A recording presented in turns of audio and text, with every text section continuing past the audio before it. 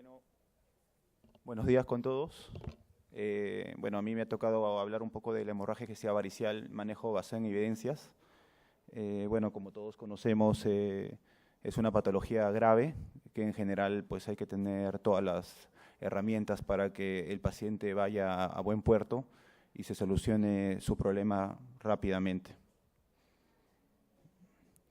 En ese contexto, ¿qué es la hemorragia digestiva varicial? Pues como todos sabemos, la hemorragia es una complicación grave de la cirrosis hepática, es la complicación más grave, pero que hay que tener en cuenta que la mortalidad ha disminuido abismalmente desde los años 80, que era el 40%, hasta hace algunos años que era entre 10 a 20% a las 6 semanas. Hay que tener en cuenta que al día de hoy todos los estudios que se están haciendo y todas las guías de práctica clínica de hemorragia digestiva varicial tienen que propugnar mortalidad a las 6 semanas. Ese es un consenso que se ha quedado en el último consenso de Babeno 6. ¿Y esto gracias a qué? Pues gracias a todos los recursos que disponemos, a los fármacos nuevos que tenemos, a las nuevas técnicas endoscópicas que han aparecido, a otras intervenciones como la radiología intervencionista, pero hay que tener en cuenta que esto no se pudiera hacer si no tenemos un manejo multidisciplinario del problema. Y la derivación debería ser temprana. En ese contexto, todos sabemos que la hipertensión portal clínicamente significativa está determinada por una gradiente de presión venosa hepática de mayor de 10 milímetros de mercurio. Este umbral no es suficiente para producir varices, tenemos que llegar hasta 12 milímetros de mercurio. Pero esto no se cumple en el contexto de varices gástricas que pueden aparecer con gradientes de presiones venosa hepática menores. Es justamente importante también de notar que el manejo de la hemorragia varicial debe abarcar la prevención y el manejo de conjunto de otras complicaciones del hígado. Hay que tener en cuenta que estamos viendo pacientes y no enfermedades. En ese contexto, si el paciente está decompensado, si aparecen problemas renales, si empieza a descompensarse, por ejemplo, ascitis, pues hay que tratarlo todo. ¿Y cuáles son las metas en el tratamiento de la hemorragia digestiva varicial? Pues lo más importante es controlar el sangrado, pero no solo es controlar el sangrado, sino también prevenir la recurrencia temprana de sangrado a los 5 días. La recurrencia precoz o temprana está definida de esa forma, sangrado a los 5 días. Y también prevenir, como he comentado, mortalidad a las 6 semanas. Es por ello que tenemos una serie de herramientas que vamos a denotar poco a poco y empezaremos pues por la terapia preendoscópica. Como todos sabemos, lo primero que tenemos que hacer en un paciente que tiene una hemorragia digestiva varicial es la reanimación inicial y medidas generales, ¿no? Air, breathing y circulation.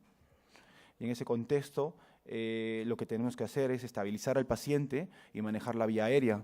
Los pacientes que habitualmente tenemos tienen susceptibilidad a producir neumonía aspirativa, vienen en encefalopatía, y en ese contexto podría ser importante la intubación orotraqueal.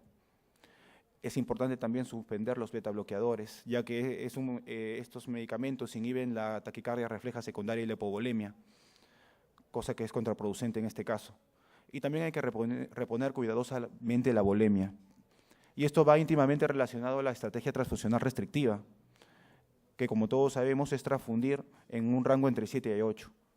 Y esto gracias a numerosos estudios, pero el más importante, el que se publicó en el año 2010 en el New England Journal of Medicine, en donde claramente se verifica que la mortalidad es un poquito menor en los pacientes que tenían una estrategia transfusional restrictiva a comparación de la liberal.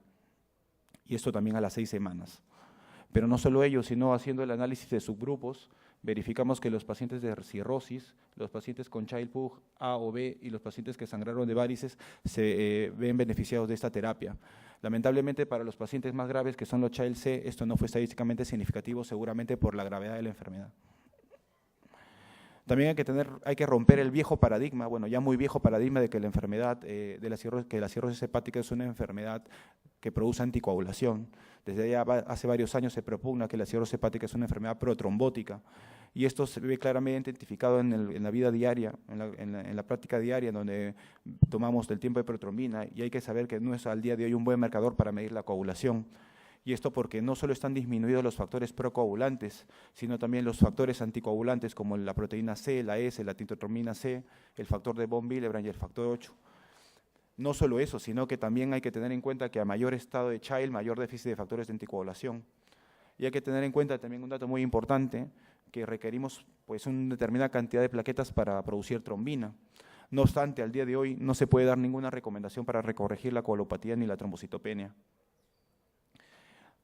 En cuanto a la profilaxis antibiótica, todos sabemos que los pacientes cirróticos que tienen hemorragia digestiva varicial tienen translocación bacteriana. Esta translocación bacteriana produce vasodilatación esplácnica, con lo consiguiente puede producir un factor desencadenante de sangrado. Y en ese contexto se instauró la profilaxis antibiótica y esto ya ha sido estudiado durante varios años.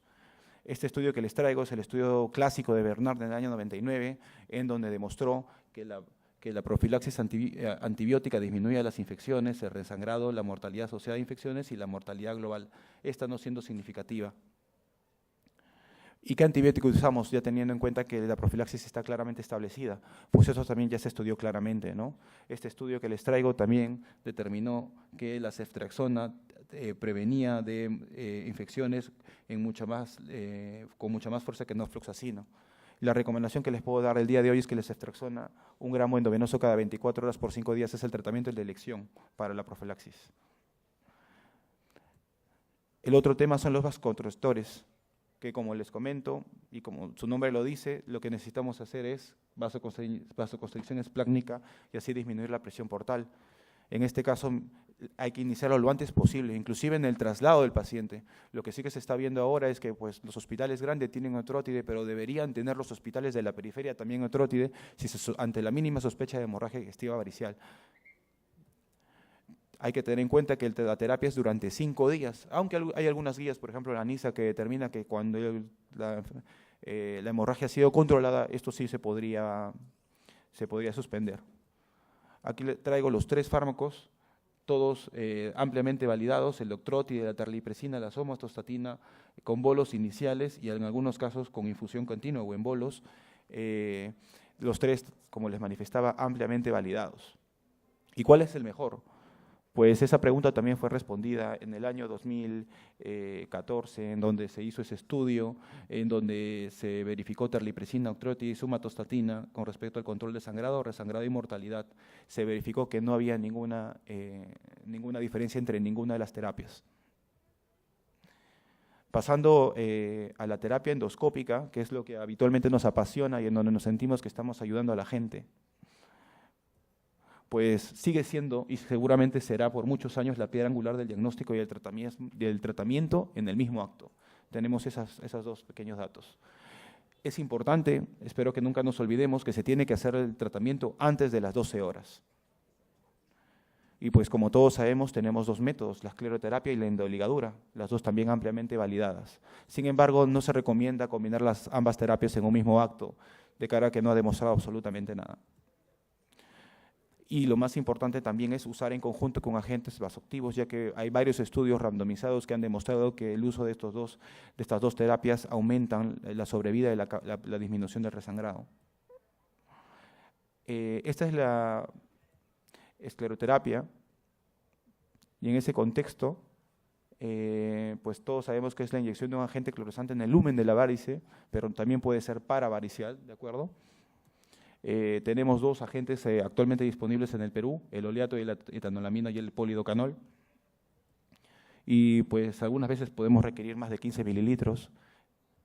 Y hay que tener en cuenta los efectos adversos que se pueden suscitar al respecto. Todos los conocemos: dolor torácico, neumotórax, perforación, infecciones, etcétera. Este caso que les traigo es una niña de 7 meses que tuvo una hemorragia digestiva varicial. Era una paciente cirrótica por una enfermedad de atresia de vías biliares, que pues instauramos tratamiento con oleato de etanolamina 5%. No solo tenía varices esofágicas, como verán, sino también varices esófago-gástricas. La paciente no resangró y fue bastante bien, y ahora está esperando su trasplante, tiene 7 meses. En cuanto a la endoligadura, pues como todos sabemos es la terapia de elección, esto también completamente validado y estudiado. Aquí les traigo el estudio clásico del doctor Villanueva, en donde se verifica que las complicaciones severas en los pacientes con varices con ligadura, la falla terapéutica y la mortalidad es mucho menor que en los pacientes que utilizan escleroterapia. ¿Por qué? Porque mejora el control de sangrado, disminuye las recurrencias, hay menos efectos adversos y hay mayor sobrevida. Pero sí que hay efectos adversos que hay que tener claro y que siempre tenemos que tener presente, el mayor y el más común, el dolor torácico.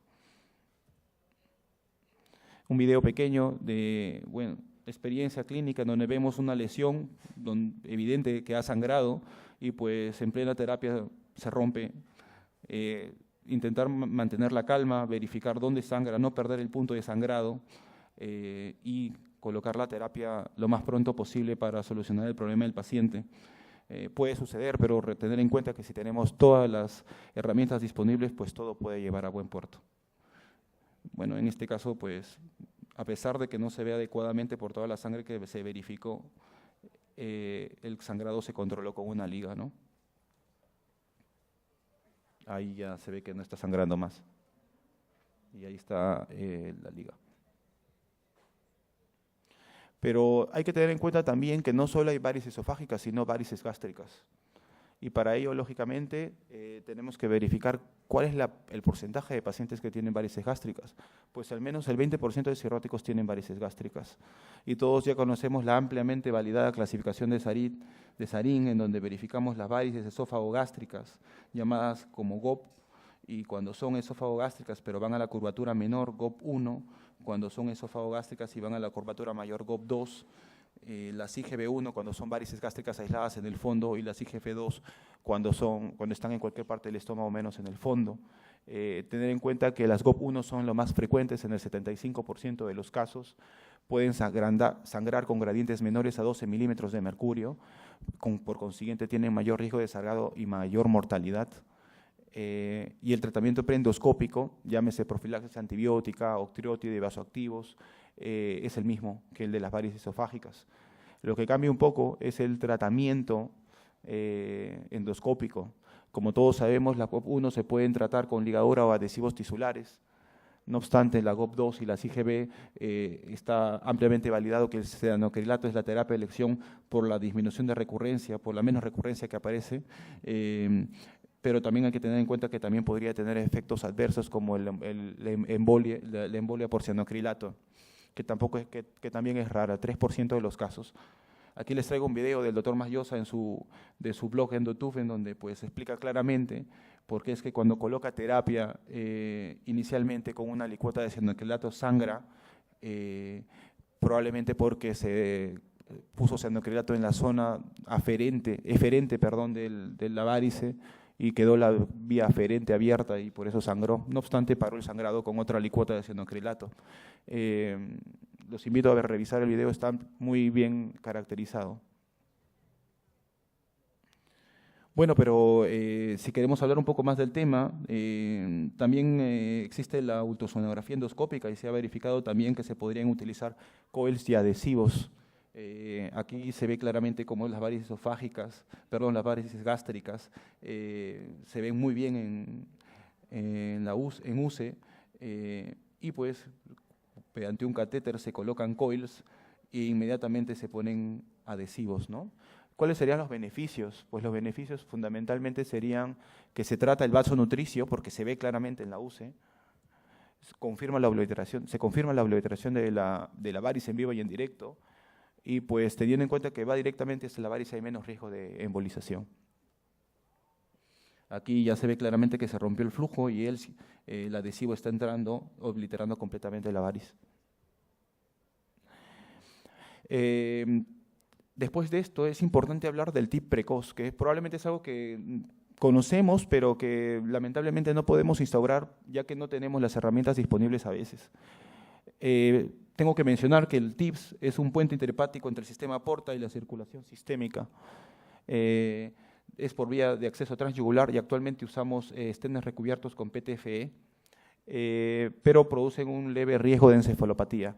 No obstante, lo que les quiero explicar hoy día no es diferente un TIPS de rescate a un TIP precoz, y que eso quede claro. ¿Qué es un TIP precoz?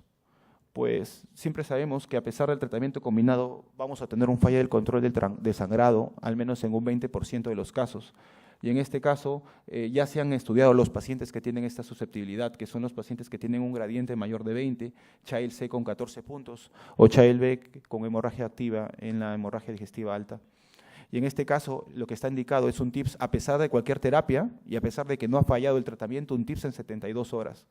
Esto porque disminuye la falla del control del sangrado y disminuye la mortalidad. Este estudio en el año de 2013 así lo avala. Esta es la línea del TIPS en comparación al resangrado y esta es la línea de la terapia estándar. Claramente significativo. Este es un TIP precoz y es que lo que deberíamos instaurar en este tipo de pacientes. Y finalmente, el dolor de cabeza de todo gastroenterólogo, la falla del tratamiento. Esto va a suceder en el 20% de los casos, como he manifestado, y al menos uno de los que tiene que cumplir uno de estos tres criterios. El primero, hematemesis franca o sangre en la zona nasogástrica después de 2 horas de finalizada la terapia farmacológica. En segundo, la caída de hemoglobina de 3 gramos en 24 horas sin haber sido transfundido paquetes globulares o, lógicamente, choque hipovolémico. ¿Y qué nos obliga a esto? Pues clarísimo, cambio de terapéutica. ¿Y qué alternativas tenemos? Pues podríamos repetir la endoscopía y las guías lo que dicen es intentar hacer la endoscopía si es que la hemorragia ha sido leve. No dicen que es leve o que no es leve, así que pues se puede repetir la endoscopía y creo que es lo que habitualmente hacemos. Pero también existen las terapias puente, la sonda balón y el stent esofágico. Pero también existe el TIP de rescate, que como les manifesté es diferente al TIP precoz. Todos conocemos la sonda balón, la sonda Stackenbledmore, que es la que tenemos aquí, pero también está la sonda de Minnesota y otras. Tiene que ser colocada por personal entrenado, idealmente en pacientes con intubación orotraqueal. Y acá está su debilidad, no se puede utilizar más de 24 horas. Tiene una alta efectividad, 80% de los casos, pero siempre hay alto riesgo de resangrado, 50%. Y como todos sabemos, las complicaciones son severas. La complicación es la rotura esofágica, la más común, ¿de acuerdo? También se puede utilizar en varices gástricas con con evidencia menor, pero en este caso el balón gástrico sería el único que se inflaría. Novedosamente, y no tan novedoso, pues apareció el sistema de stents con el sistema DANIS. Recientemente se ha publicado el estudio al respecto. Es un stent que lo que hace, que se coloca en el esófago para obliterar las varices esofágicas. Lo bueno de este sistema es que tiene fácil colocación, tiene mayor control del sangrado que la sonda de Stackenbledmore, tiene menos complicaciones, de acuerdo, aquí se verificó que el stent, la tasa de no hacer complicaciones era mayor al 61% comparado con balón, y esto con una P relativamente significativa.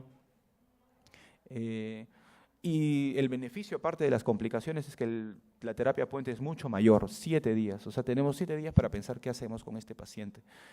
Esta sonda se pone sin visualización endoscópica, ¿de acuerdo? Luego podemos revisar efectivamente si estuvo correctamente colocada y sí que se extrae endoscópicamente. No hubo diferencias con respecto a la sonda, con la sobrevida a las 6 semanas. Y bueno, la terapia definitiva, como todos sabemos, es el TIP de rescate porque tiene una efectividad del 90%, pero lamentablemente requiere centros equipados y con personal sumamente entrenado. No está exenta de complicaciones, como toda patología, especialmente la encefalopatía. Los stents recubiertos son los que habitualmente se tienen que utilizar por la posibilidad de oclusión que se pueda suscitar en este tipo de stents. Y en general pues suele ir bastante bien y tendría que ser la terapia definitiva de la hemorragia digestiva varicial.